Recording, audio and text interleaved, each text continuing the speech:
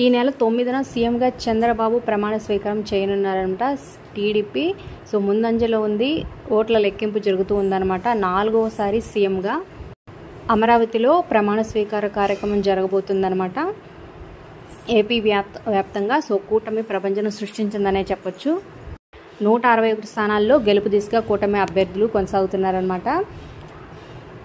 ఇక కేవలం 14 సీట్ల ఆధిక్యంలోనే వైసీపీ ఉంది. ఇక పిఠాపురంలో పవన్ కళ్యాణ్ 60,000 ఓట్ల ఆధిక్యంలో కొనసాగుతున్నారన్నమాట.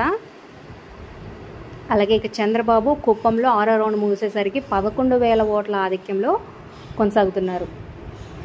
పోటీ చేసిన 21 స్థానాల్లో 20 స్థానాల్లో జనసేన ఆధిక్యంలో ఉంది. సో టీడీపీ పోటీ చేసిన 144 స్థానాల్లో 134 చోట్ల ముందంజలో ఉందనే చెప్పొచ్చు. సో మరి మీరు ఏ పార్టీని సపోర్ట్ చేస్తున్నారు కింద కమెంట్ చేయండి.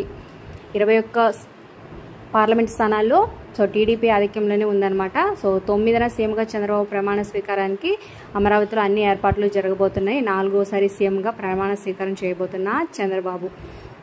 సో మీరు ఏ పార్టీని సపోర్ట్ చేస్తున్నారు, మీ అభిప్రాయాలు కింద కమెంట్స్ రూపంలో తప్పకుండా తెలియజేయండి. Like, share, subscribe for more videos.